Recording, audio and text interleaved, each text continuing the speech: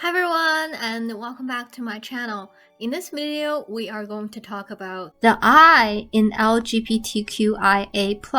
So if I look up the term intersex on Wikipedia, I get that intersex people are individuals born with any of several sex characteristics, including chromosome patterns, gonads, or genitals that, according to the Office of the UN High Commissioner for Human Rights, do not fit typical binary notions of male or female bodies.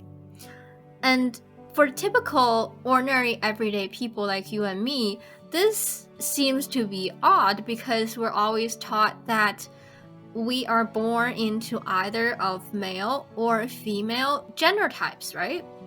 Well, sex assignment at birth usually aligns with a child's anatomical sex and phenotypes.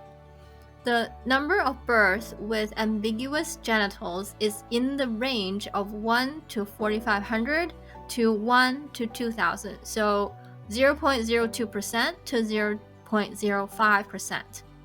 Other conditions involve atypical chromosome gonads or hormones. So these are actually physical conditions that cause one's physical body to not fit the characteristics of either gender. So this gets me thinking because intersex is being included in the LGBTQ community, yet all of the other types are having to do with gender identification or sexual orientation. But intersex actually have to do with the individual's physical body type.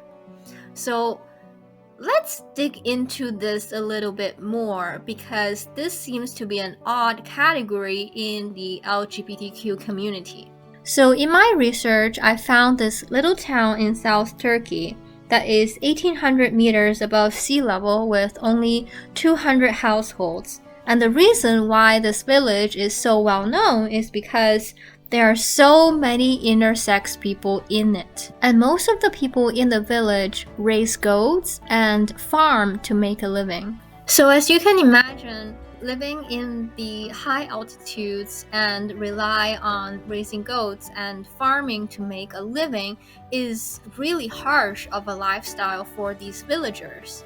And with the ever-increasing number of intersex people in this village, it brings a lot of fear and anxiety for them. And a lot of the intersex people, because of the pain in their body, they have chosen to leave the village and never to be found, or they hide in a place high in the mountain because that is where they feel safe and nobody knows who they are. So why is this problem so serious in this village? To give you the context, out of every 10 children born, 2 are intersex. That is how serious this problem is in this village. And according to the history, about 150 years ago, intersex people were starting to emerge in this village. And you might ask if there's any way to get rid of this condition in this village.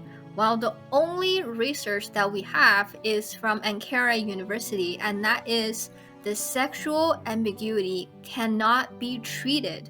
So if you think about, you have conditions that have to do with certain part of your body, that can be treated because that's localized.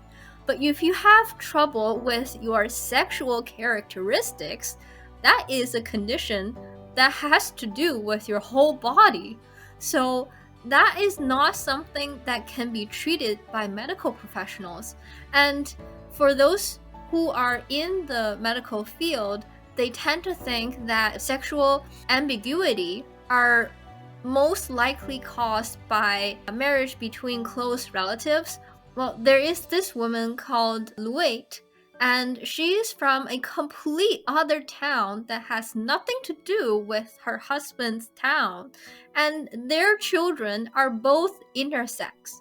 So the only conclusion that professionals have come up with is to stop birth in this village, and that is impossible to do. So I hope this video will give some light to the world of intersex, and hopefully society will be more generous with the community because they are a unique community within LGBTQ.